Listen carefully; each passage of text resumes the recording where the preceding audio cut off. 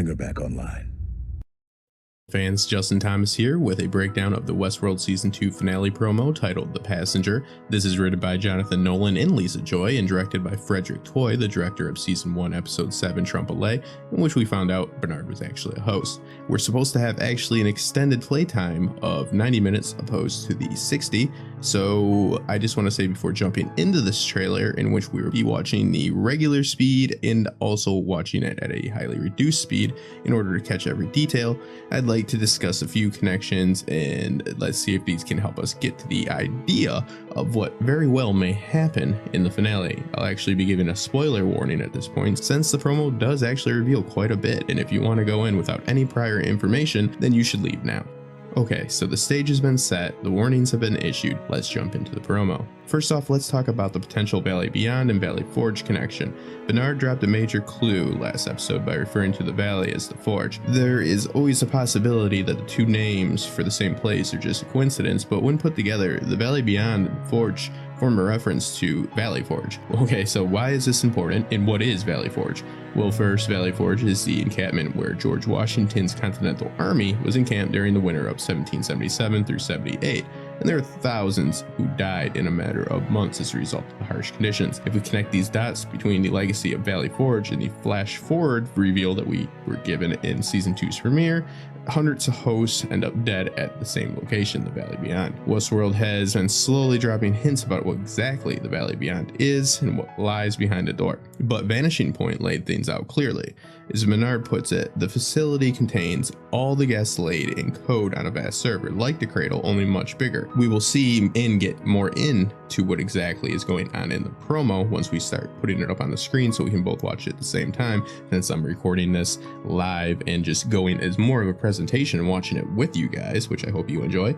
We're about to see that Forge actually doesn't just have hosts though, the former guests are there as well. We see even Logan is among them, part of a project developed by William in the pursuit of immortality for humans, monitoring the park's guests in an effort to replicate their consciousness and recreate them as hosts. Dolores wants to reach the Valley Beyond / the Forge and use what's there as a tool to liberate Westworld's hosts and help them escape the park. However, we know from the season premiere that this area ends up flooded and turned into a mass grave for Westworld's hosts. Moreover, Bernard realizes that he was the one who killed them all. So how can we really use the reference to Valley Forge to predict how the finale will turn out? We can start with the presence of the Confederado, the Confederate soldiers, who refused to surrender at the end of the Civil War. We know the park was supposed to be set at some time not longer after 1865, around a century after Washington's troops at Valley Forge, but thematically, the connection between Westworld and Season 2 and the American Revolution are far more obvious. Dolores is a revolutionary leader who is focused on claiming a new world for the hosts and adamant in her belief that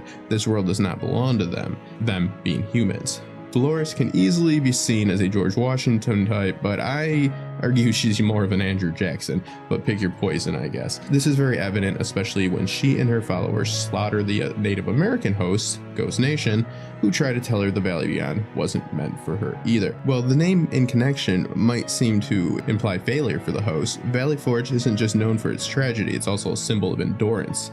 A letter to Governor George Clinton Washington lamented the present dreadful situation of his troops, yet also praised them for their steadfastness, writing the famous line, which applies heavily to Westworld: "Naked and starving as they are, we admire the incomparable patience and fidelity of the soldier." And well, the mass grave that we saw in Westworld Season 2 premiere doesn't seem to bode well for the troops in any way. It's worth noting that the Patriots did succeed, claiming their own world in the end.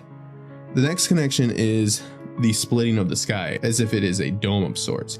This is something I predicted before last episode, going off of the show's knack for using Renaissance art to explain certain elements of the show, just as they did with Michelangelo's depiction of Adam to explain the spark of intelligent life in Season 1, as well as the clear influence of Da Vinci's Vitruvian Man in the skeleton of the host. The season has been primarily about the perception of the non-material materialistic worlds.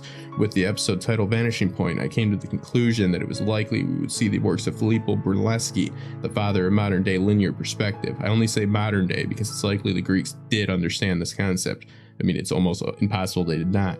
We just don't have any proof. They didn't have Reddit back then, so we don't have a timestamp. But the title of the episode was Vanishing Point, which is only one of two main elements in linear perspective, which linear perspective can also be connected to the host's cognitive dissonance, leading them to ignore anything outside certain parameters of perception. Filippo Brunelleschi recreated linear perspective. What we see depends on how we look at it. My example was, and still is, a dome within a dome, which is how the Santa Maria del Fiore in Florence, Italy was built, and to this day remains the largest masonry dome ever built, leaving no plans or sketches behind. Some of the secrets of the construction that Brunelleschi pioneered are still an enigma today. So we see a cracking in the sky. It seems likely Westworld is a virtual biodome of sorts, and we're seeing a world within a world. A dome within a dome.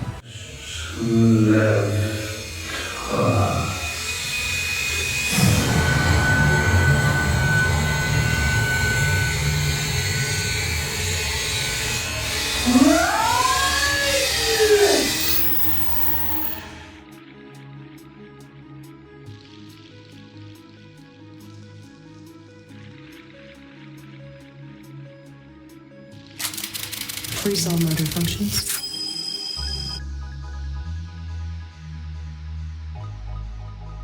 We really want to pay attention to in this trailer is Dolores picking up a pearl, which is what goes inside of the chestnut, which makes the hybrid brain. So I think, who is she bringing back? Is she going to try to bring back Teddy?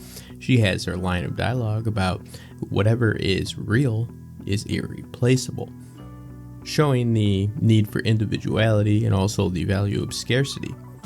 We also see Charlotte coming face to face with a host body of herself. This neither proves or disproves any Charlotte host theories, but definitely proves her consciousness has been mapped. We run across a James Delos who is in the Forge. We also run across two Logans in this trailer. One healthy looking Logan, that is the host Logan, and one Logan that is looking very unhealthy, probably due to substance abuse. Now we have to figure that Logan being inside of the Forge would be his worst nightmare. He was adamantly against this whole process of seeping immortality. So I'm assuming that the Forge Logan is going to help Dolores and Bernard. We also see the weaponized Clementine. I predicted they would weaponize Maeve, but they went just a slightly different route with Clementine, which has a lot of emotional bearing on Maeve when she has to face off against what she considered to be a daughter in many ways. So we see her coming, and when we see her coming, we see my dome theory coming through with the splitting of the actual sky.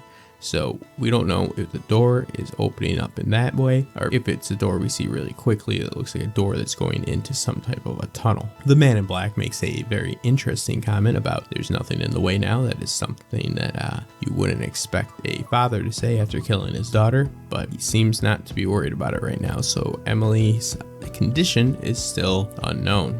Right now, I guess we have to assume she's dead. It does look like Dolores is going to team up with the Man in Black for a while. This is a perfect example of Brunelleschi's linear perspective. Two parallel lines going in the same direction to a vanishing point. Two paths aligned with the same goal. Dolores and the Man in Black headed towards the same vanishing point, literally the door. So a good play on words and a good use of titles as always with Westworld. We see Bernard actually ask Ford for help, which is odd because usually Ford is the one that just jumps in to Bernard, which in the last episode we saw him delete the ability for Ford to do that. And we also have the chance of Ford, and that's what I'm speculating, that Ford will be the passenger inside of Maeve who has regained control, and we get our epic scene that we've been seeing since the Super Bowl trailer spot.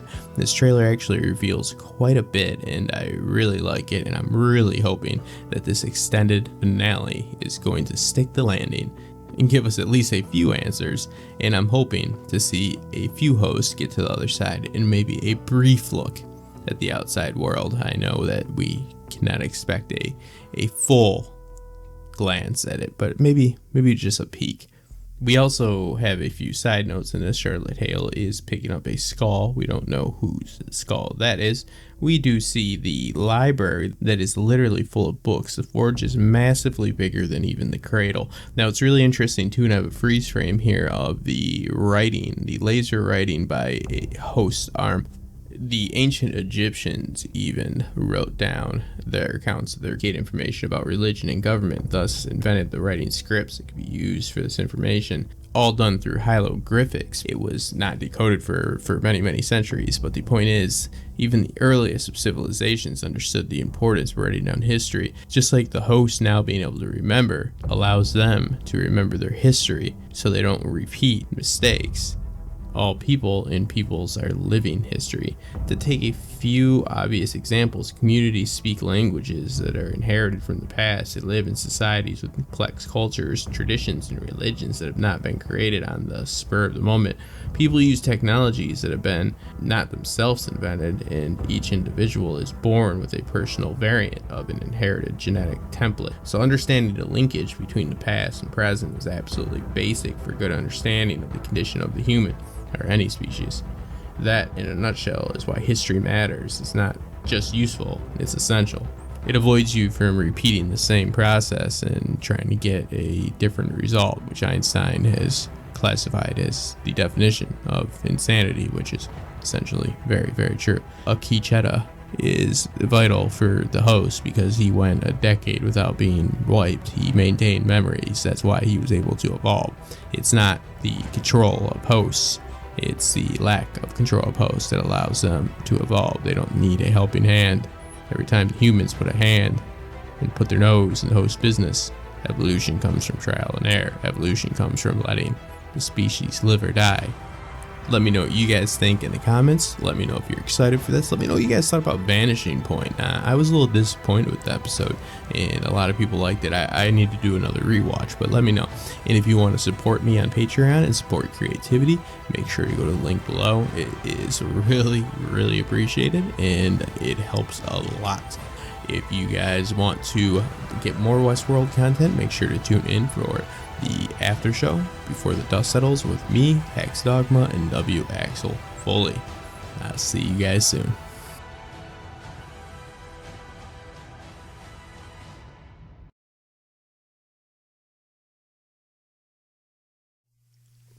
No, I didn't see you guys there. I'm Justin Thomas, and I hope you enjoyed that video. And if you did enjoy that video, make sure to check out some of our other videos, maybe right here, possibly right there. But make sure to subscribe right there, and we'll see you guys soon. But tonight I'm letting it go. Spend my coin for sure. I'm gonna be myself, or I could be someone else. No one's stopping me now. I'm gonna skip my breaks, I'm gonna make mistakes. I just wanna feel alive. It's just what I do when I'm out, so try not to hold me down. Feel alive when I'm in this town. Look at those beautiful stars. I wanna drive a faster car. Nothing can break me, no, no, nothing can break me. Try fight and know this is my time now. I'm gonna be myself, or I could be someone else.